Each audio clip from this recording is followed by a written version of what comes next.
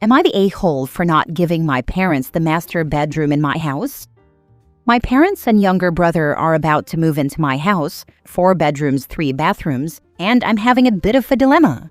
I offered for my family to move in with us while their house is getting built after the sale of their current home. We live in a rental crisis, and when a rental is secured, it can be really expensive. I'm super close with my parents, and without thinking, of course I offered for them to live with me for the 1.5 years it'll take to build. Currently living in my home are myself, my husband, and our newborn baby. My husband is only home 1 week of the month, as he works away. It was loosely agreed that my parents and brother would take the back 2 rooms, which have a bathroom, walk-in shower and bath, and a toilet between the rooms, and set up their sofa and TV in the activity area next to the rooms. This way, they would have one wing of the house, and my husband, daughter, and I would have the other side. We have a 1-story house. My daughter currently stays in our room, but will eventually move to the back of the house near my parents next to the activity area. My mother has been making comments to the effect of, "I think your dad and I should be getting the master bedroom," in a casual, non-serious way, which has bothered my husband, who says they're not getting our room. She's also made comments that they'll hear the baby crying during the night, so she thinks I should be in the back room closer to her. To be honest, there is not much distance between the master and my daughter's future room and the back rooms. She has also said that the TV in the activity area will keep the baby awake when she moves into her own room, so she should stay in the theater room next to the master. Now I found out that my mother has been making comments to my other brother that it's disrespectful that I haven't offered her and my dad the master bedroom that has an ensuite, because she's going to be paying half the mortgage. This had not been agreed. An amount they would pay us monthly was agreed, but it's nowhere near half the mortgage. It's enough to cover bills. So my question is, am I the a-hole for remaining in the master bedroom and not giving it to my parents? Now for the top comments. Not the a-hole, but if this is how things are before they even move in, I think you should consider rescinding your invitation. 1.5 years is a very long time, and it may even wreck your marriage. Absolutely. In addition, OP hasn't addressed household duties and maintenance. Who is paying for food and doing the cooking, division of yard work, or whether the parents will be covered by her home and auto insurance? OP, tell them that after reflection, you have realized that this will not work. Tell them that they will be happier in their own place. Wish them well. Right. When my parents moved in, we discussed everything: chores, cooking, food, money, childcare. It was all agreed who would do what, when, and how it would work. We revisit the agreement yearly, everyone sitting down and discussing. It's the only way to make it work. A full-on roommate agreement.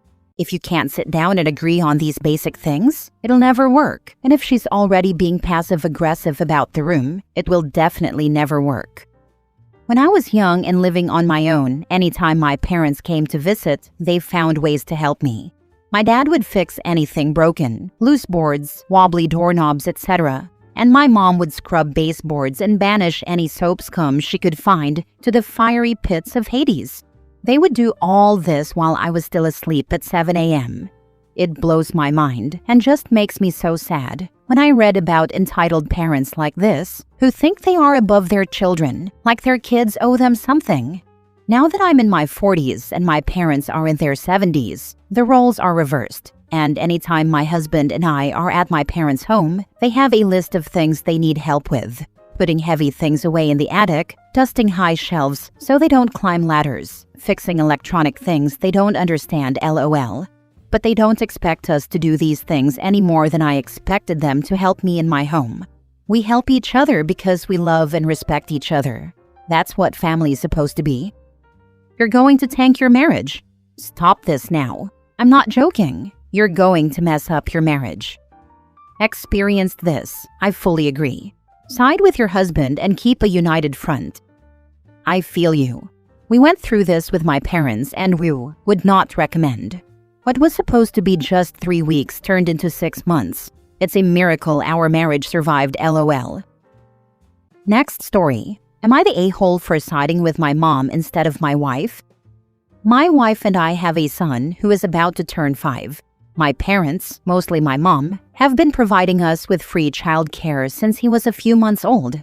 My mom follows all our requests, no screens, no added sweeteners, and gives our son a level of care no amount of money could buy, and we couldn't afford even an inferior level anyway.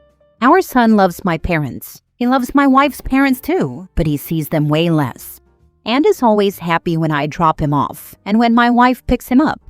I have an older brother who has issues, and my parents have bailed him out several times in the past. A few years ago, he totaled the car they bought him, and they said they were done helping. It turns out they have been paying his rent for the last 2 years. My wife made a comment about how the squeaky wheel gets the grease, and no one will ever wonder who their favorite is. My mom got mad and said she spends 40+ hours a week on us in childcare, and she can do whatever she wants with her money, whether that be paying her son's rent, pissing on it, or setting it on fire. It was definitely an extreme response. My wife demanded an apology and said she didn't deserve to be spoken to like that. My mom apologized for being vulgar but said the sentiment stands and that she wants my wife to be quiet about her financial decisions. They went back and forth until my dad made my mom go upstairs. My wife seethed the whole way home. My wife wants to stop relying on my mom for childcare. She said her mom can do some babysitting and we can find a daycare until school starts in the fall. She said she couldn't trust our son with someone emotionally volatile. I told my wife she was the instigator and asked why she couldn't just ignore information about my brother. I said our son loves his grandparents, and yanking them away from him right before he transitions to kindergarten might traumatize him. I also reminded her we can't afford daycare. My wife said I'm unsupportive and siding with my family against her. I'm not trying to be unsupportive, just to give honest feedback. Should I just have said she was right even though I don't think she is? If your mom has been babysitting for almost 5 years, she's been giving you and your wife a financial benefit even greater than 2 years of rent. She could have saved you all over $100,000 at $2,000 a month, and she's giving your child one-on-one attention, which he wouldn't otherwise get. You and your wife, by extension, are the favorites. Your wife is an idiot, not the a-hole. This, and bonus that the kid likes her. I hated staying with my grandmother. She was cool, she just didn't know how to deal with kids at all. You're saying it's an extreme response from your mother, but to me, it sounds like pent-up frustration. Has your wife made little digs before, more subtle than this one? Are you truly appreciative of the amount of time your parents have devoted to your family? Is your wife? The fact that your wife has immediately defaulted to, your mother is volatile and can't look after our child, also suggests these are ongoing issues that you've been oblivious to. You're not the a-hole with regard to this situation, but I wonder if you've failed to recognize other behavior from your wife that has led to this. My wife doesn't like my brother and has made that known many times. My brother sucks. He can't hold down a job because he has emotional outbursts. He's been violent in the past. He's even spent some time in county. My parents spent a lot of money on psychiatric care for him and paid for his expensive medication, but he won't take it. They said they were done and cutting him off, but my guess is they couldn't stand for him to be homeless. He is their son after all. Info: I'd need to hear your wife's story. Okay, here's a copy and paste from a text she sent me after she got to work. If your mom really didn't think sending him money was bad, she wouldn't have kept it a secret for 2 years. I don't see how we can all be on the same page and then everyone gets amnesia. Helping him is hurting him. You said that yourself.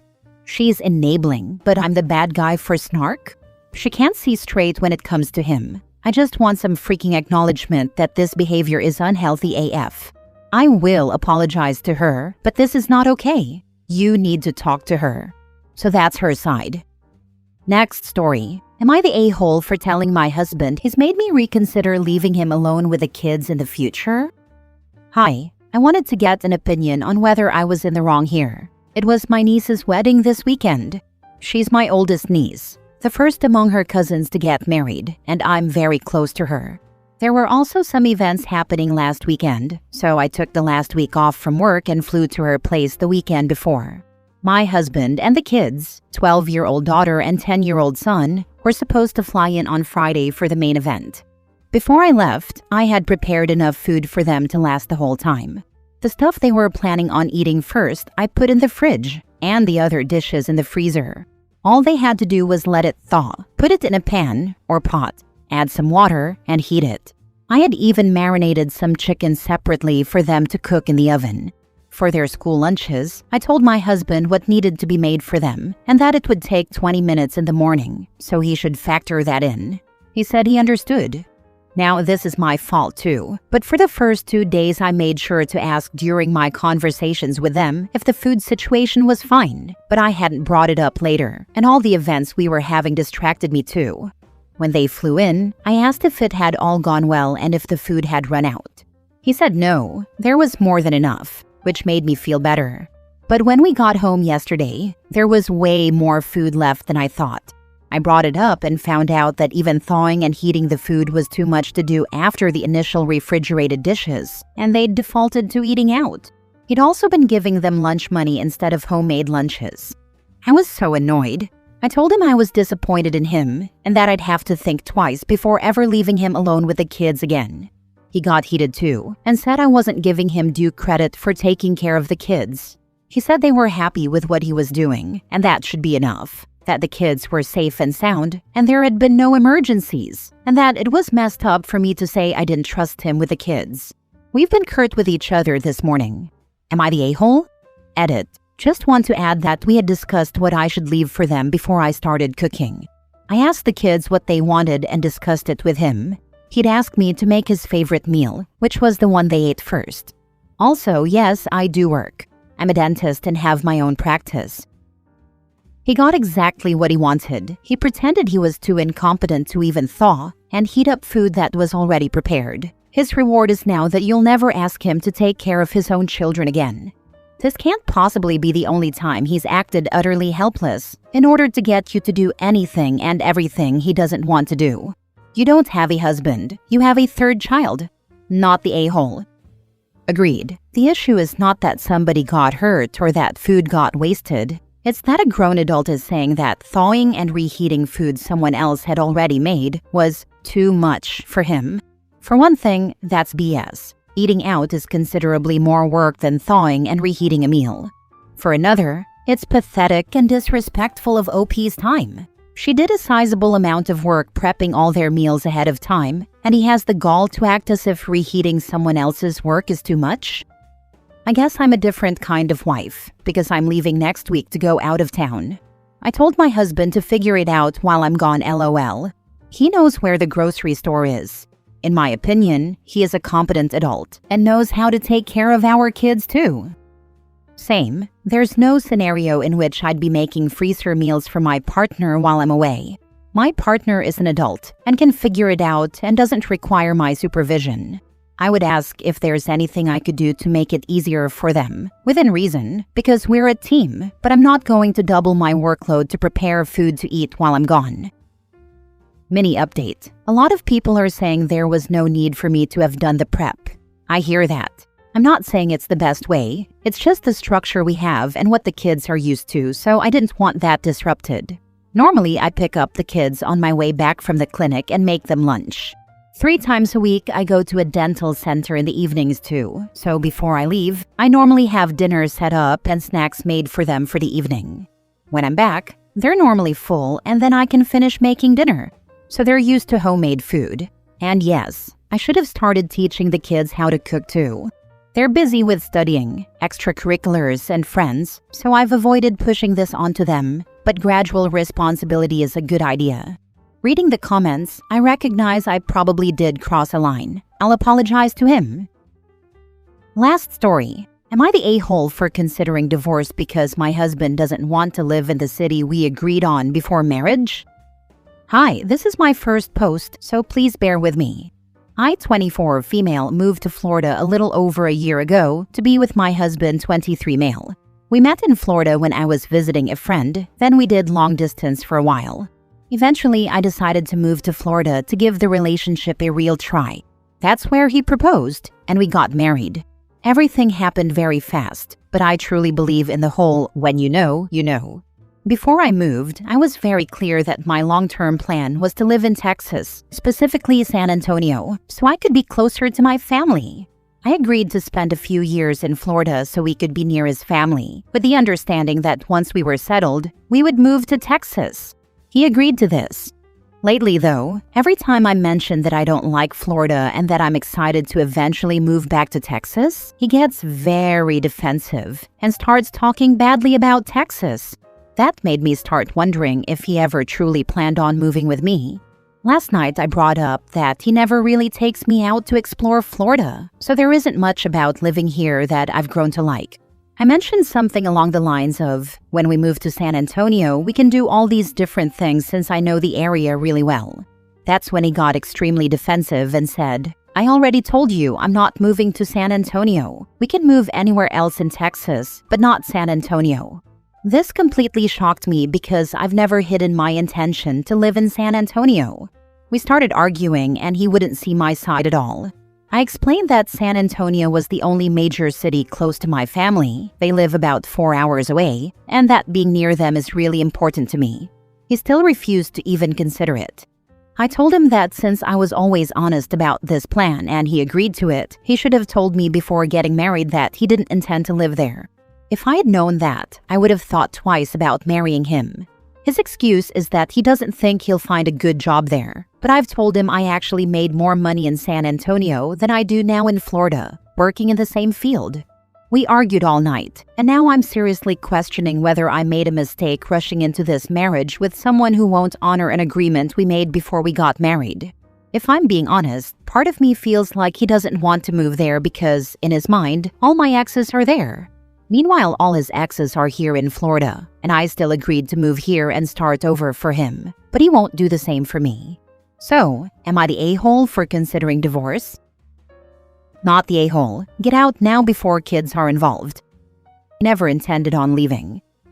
Not the a-hole. He pulled the old bait and switch on you, got you locked into marriage, and now has zero intention of leaving Florida.